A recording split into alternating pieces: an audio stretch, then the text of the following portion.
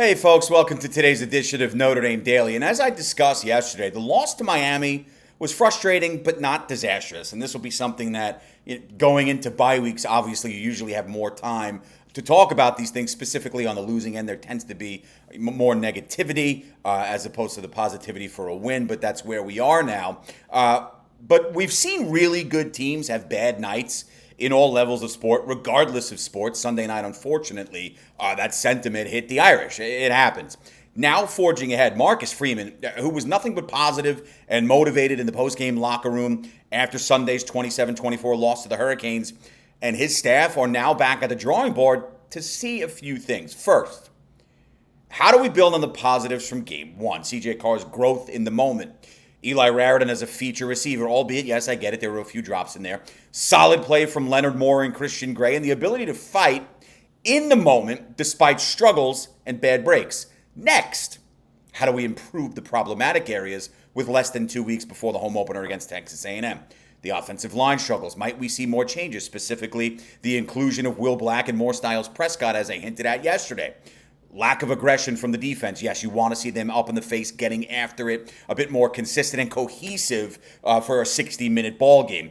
Minimally consistent pressure on opposing quarterback is simply unacceptable. As evidenced by last week, you got a veteran back there, a guy who can pick you apart. You got to go get him. They didn't do enough of it and paid the price for it. And questionable play calling, among other areas. I do appreciate the comments from yesterday's show. And one of the things that I made a point of saying is, Chris Ash is an outstanding football coach, and he's here for a reason. Marcus Freeman brought him aboard to lead that defense because he believes in him. And it was nice to see from all the negativity, and you all know what I'm talking about, in boards, in the media, social media included, surrounding the play calling, specifically on the defensive end. A lot of the comments from my end here in our chats on the shows were, your guys still got to make plays, and that's absolutely correct. Are there things that Chris Ash needs to tighten up and clean up? 100%.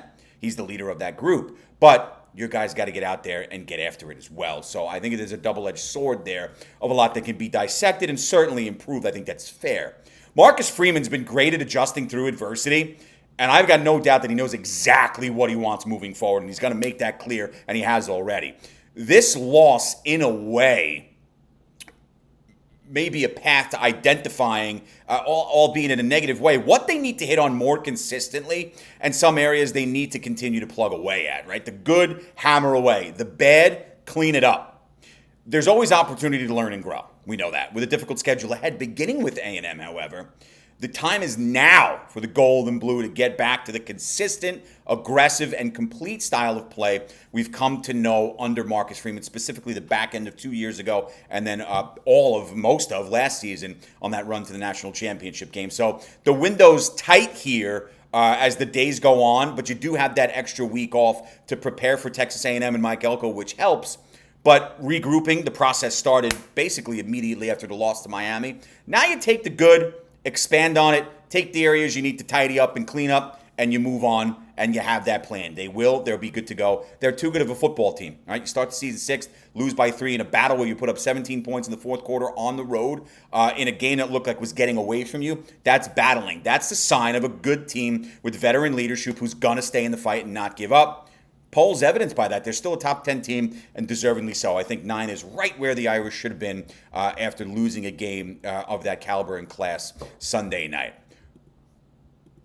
One of the areas that I would like to, and I think this goes without saying, the fan base would be screaming for this, is on the offensive side of the ball, getting the football into the hands of their top receiver on a much higher level. We saw how lethal Jaden Greathouse can be during last season's run to the title game.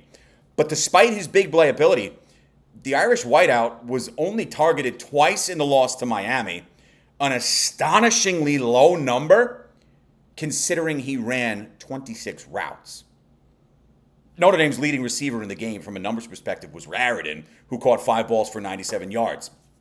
Also had a couple of drops, those numbers would have been larger. Jordan Faison, 5 catches, 33 yards. Micah Gilbert, 2 at 17, were responsible for Notre Dame's 2 receiving touchdowns. And on a night where only 5 Irish players hauled in passes, with Fields and Love joining the 3 already mentioned, Jaden Greathouse, and Will Pauling for that matter, were non-existent.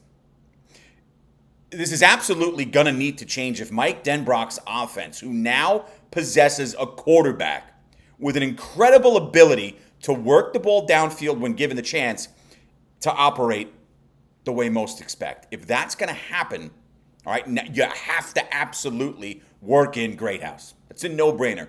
There's big play potential on offense for Notre Dame, led, of course, by the run game. But getting the receivers, specifically Jade and Greathouse, more involved will be essential to the success of the group as well as the Irish winning football games. There's not much more to this. He's your alpha out there. I think he's a great pairing with Malachi Fields. I know he had the fumble, but Malachi Fields is going to have a size advantage on a lot of corners and D-backs that he goes up against this season. Give him a chance. Work that ball. Push it down the field. Push it to the outside. But a massive part of that is getting Greathouse comfortable and consistently locked into the offensive game plan as it pertains to throwing the football. It's got to be done, and it's got to change. We saw what C.J. Carr can do when they opened it up for him. Now, establishing more of that run game, basically doubling the output from a touch perspective that Love and Price had Sunday. Still doing that, but then in passing downs, yeah, you got Fields, yeah, you got Raridan, yeah, you got Faison who look good. You've got to get the ball to Jaden Greathouse and give him the opportunities to make plays down the field, plays in space, and plays after the catch. It's got to happen. You do that, you'll be damn successful throwing the football with a kid like C.J. Carr slinging it. Defensively, there's a mindset for another player. Specifically, as we know now, looking ahead, you expect Chris Ash to switch things up on his end. I think that's fair. With endless weapons at his disposal, you have to utilize your best throughout each and every game. It's a no-brainer. And while the likes of Moore, Gray, Drake Bowen, Bryce Young, Adon Shulu, Boubacar Traore, you had a nice game. Junior Tui Alamaka, who I've loved since he's got to South Bend, and other guys are tremendous players. Someone I think we all want to see loads of is KVA, Kingston Viliamuasa. 6'3", 230, sophomore linebacker, gives Ash an incredible asset at that position because he can be moved about with uber confidence. Different linebacker positions, slinging out and coming off the edge. And on a night where the Irish defense certainly had its struggles, KVA was stout throughout.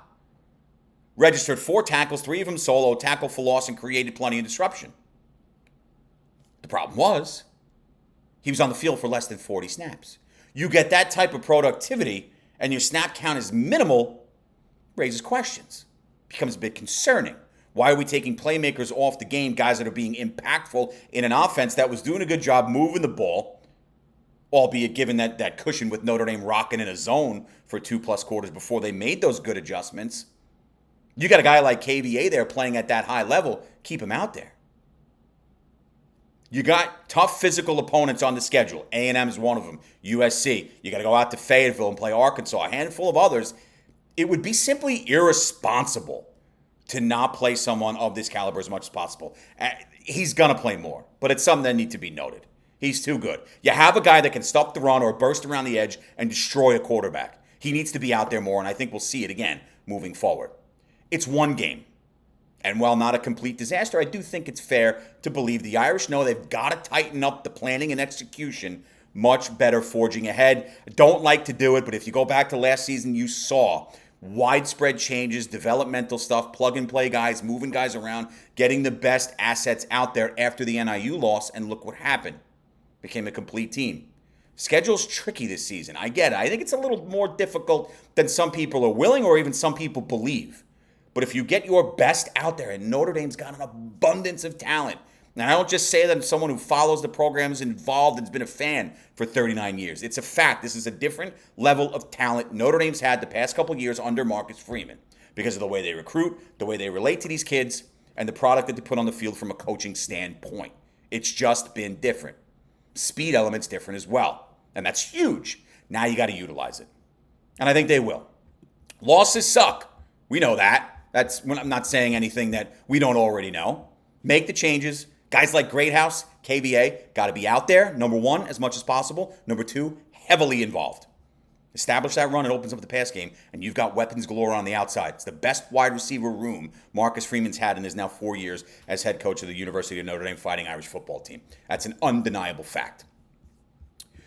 Just want to wrap up you talk about this loss not being a disaster, and that is absolutely true.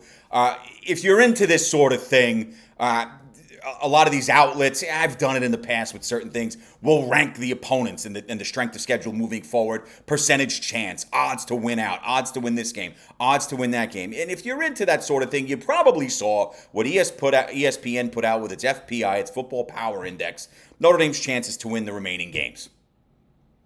Lowest percentage chance that ESPN says Notre Dame will have of winning a given game is 56.3, and that comes against USC in a couple weeks' time.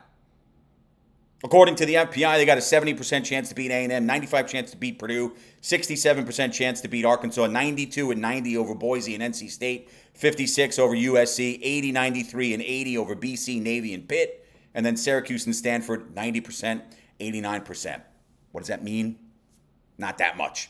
But it's something fun to discuss.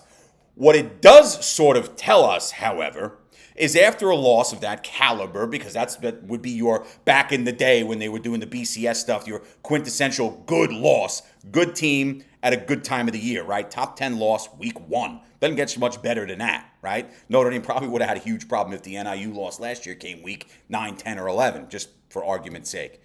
So you're talking about a quintessential good loss to a power program who now is in the top 5, right? Was top 10 team when they beat you. Now they moved up in the rankings to the top 5. Look, the Notre Dame's get A&M at Arkansas, Boise State. I know they look terrible against South Florida. It's still tricky. NC State, always physical. USC is one of those games that can go either way. Notre Dame's had their number in recent times, but it might be a rejuvenated USC program. Boston College, there have been nightmare instances with the BC, both home and on the road in decades past. Navy's a tricky one, though. The Irish pounded them last year. You're not overlooking a physical Pittsburgh team that is basically playing for the future of its head coach. And then Steve Angeli visiting back in South Bend with Syracuse. And then you wrap up the season with a Stanford team, interim coach and Frank Reich, GM Andrew Luck, that is basically in rebuild mode. Stanford and Purdue are sort of in that same boat there with trying to establish an identity while building the damn thing from the ground up. So there's a lot of opportunity on the schedule for Notre Dame, as there generally is, with the idea that they can build this through the ACC and as being an independent. I do think it was interesting, some of the numbers that came out, but I thought the one train of thought that I had in seeing that is, okay, there's plenty of people heavily invested in the world of college sports that still think the Irish are not just a college football playoff contender, but even beyond that, maybe to make another deep run like they did last year. So, again, and I'll say it over and over until we get to that A&M game, and we've got a lot to discuss. Until then, I'll do some recruiting news tomorrow. Tough loss. They always are. They're never good. Good teams lose games too. Not a disaster. Plenty of time to regroup and get ready for the Aggies home opener in less than 2 weeks. Have a great rest of your day. Thanks as always for tuning in wherever you may be. I greatly appreciate it. Got a good thing going here with Notre Dame Daily, brought to you by the guys at FanArch, and I greatly appreciate their support from top to bottom. I'll see you all tomorrow. And as always, go Irish.